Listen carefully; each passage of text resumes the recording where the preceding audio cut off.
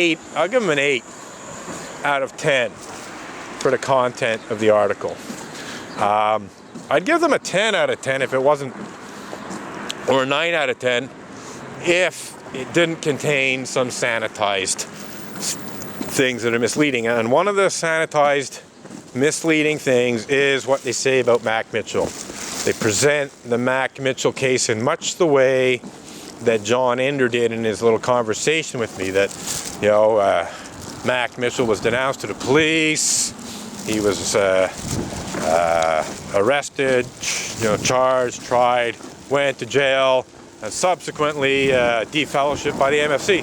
All of these things are true. But what the article does not mention is that the reason that, I can't see the reason. What the article does not mention is that the denunciation to the police by a few members of Reverend Mac Mitchell's congregation, who decided to do the right thing, botched an attempt by either the local church or the UUA to try and cover up and hide Mac Mitchell's rape of teenage Tibetan refugees by having the girls sign confidentiality agreements.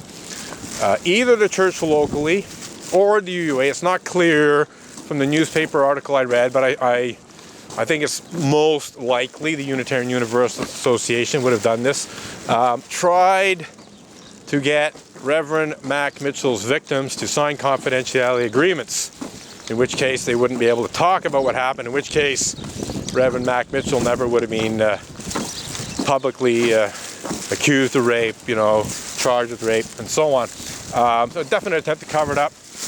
But that got botched when some other more morally and ethically sound members of the local church reported Reverend Mac Mitchell's alleged rapes to the police, and he was subsequently found guilty. And more recently, so many years later, the church, Unitarian Universalist Association, in any case, even 30 years later, are still trying to hide it. They accuse me of blasphemous libel for blog posts that tell the truth about Mac Mitchell and another Unitarian Universalist rapist. I wrote blog posts based upon the publicly available information that's in newspapers and so on. And there was really nothing untruthful of any significance. I reread the blog post last night. I found some minor, almost inconsequential factual errors, which I will correct now that I know that they're there and that they can be corrected. I do try to be accurate as well as truthful. For instance, I described the Tibetan refugees as foreign exchange students, which is not exactly the case. I thought they were exchange students based on, the limited information that was available at the time that I wrote the blog post. But subsequent information makes it clear that what they actually were teenage Tibetan refugees who were living in India with their family, and that they were lured away from their family by Reverend Mac Mitchell with promises of an education, better life in America. So education was involved, as it were, but they weren't exchange students. There was no American student that went to India and vice versa. So that was an inaccuracy, but there's nothing in any way slanderous or libelous or blasphemous about that comparatively minor inaccuracy about the facts, which will be corrected. So in any case, let's see here, just want to check the camera. Okay, 17 odd minutes. So we're into 17 plus minutes of the second hour of protesting here. And I think I'm going to wrap it up pretty soon. But it's been a very interesting day. I'm very, very happy to have come here today. I gave some thought to not doing so, but decided no, it's best to continue to protest, and I couldn't really ask for more than what happened. You know, John Inder came out with a camera, wanted to ask me questions, so we had a very nice discussion about the Mac Mitchell case and about my picket signs. You know, and John's got his recording, I got mine. Mine's going on YouTube, that's for sure. And we will let the court of public opinion decide who is closer to the truth. I'm very, very confident that the Canadian and American public will agree that no, John Inder has his head up his ass, and he's basically trying to spin things in such a way that the church looks good, when in fact it shouldn't. Like I said, the more truth that comes out about the Reverend Mac Mitchell case, the more it will show that while yes, it is true that a few members of his church did in fact do the right thing and report him to the police, other members of the church, indeed apparently a majority of church members, supported Reverend Mac Mitchell. They even supported him after he was convicted. It was a clear attempt to cover up and hide the rapes by having the girls who were his victims sign confidentiality agreements so they wouldn't talk about it. So no. Yes, there were a few Unitarian Universalists who thankfully did the right thing, but there were other Unitarian Universalists, almost certainly just as many, and almost certainly indeed more, who tried to cover up and hide what happened in terms of Reverend Mac Mitchell, and they're still trying to cover up and hide what happened, almost to this very day.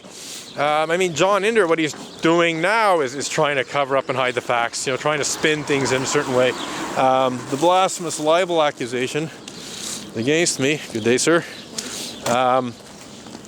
is a clear attempt by the UUA to minimize the available evidence on the internet. I'm not the only person who's written about the Reverend Mac Mitchell case. There are other reports out there, but they want mine to disappear, even though they're totally truthful. As far as I said, there's some minor inaccuracies which will be corrected, but there's nothing in the least bit slanderous or libelous about what I'm saying about Reverend Mac Mitchell. It's very truthful, and in terms of the actual facts, in terms of the rapes and conviction and so on, it's very accurate. Thank you very much. I'm quite sure that beep was for me, and I've also had a fair number of friendly waves and thumbs up and so on today. People going by in cars. Some nice chats with the passerby, well, at least one anyway. But anyway, getting back to the attempted cover-up, the most recent, utterly shameful thing that the Unitarian Universalist Association has done to try and minimize and even outright deny clergy sexual abuse is UUA moderator Jim Key's supposed apology to clergy sexual abuse victims that he delivered during the 2014 Unitarian Universalist Association General Assembly in Providence, Rhode Island. This summer, on Thursday, June 28th, if I'm not mistaken, Jim Key, in the middle of his moderator's report, delivered what was ostensibly a second UUA apology to victims of clergy sexual misconduct. And as I understand it, it was supposed to be an apology coming from the UUA Board of Trustees.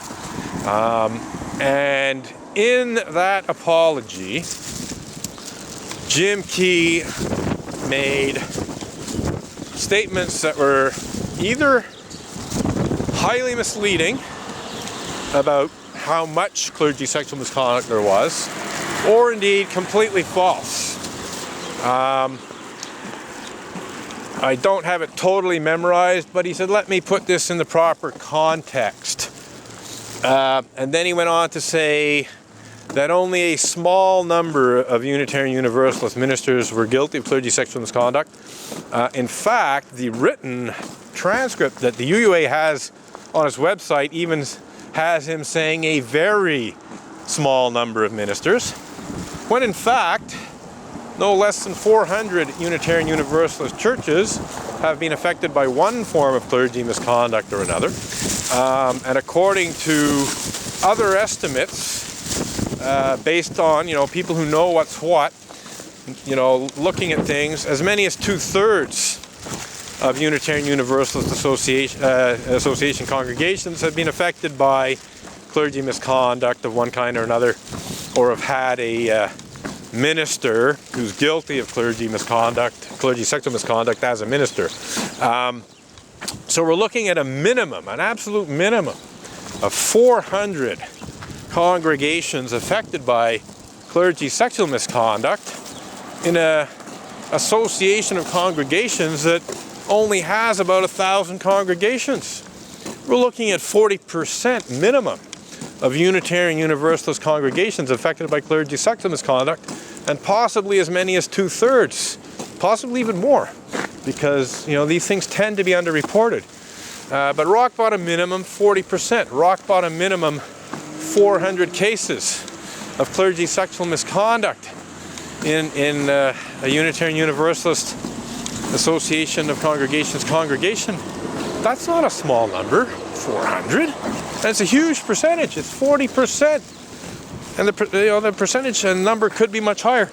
So Jim Key, as far as I'm concerned, he just plain lied when he said a small number or a very small number of ministers guilty of clergy sexual misconduct.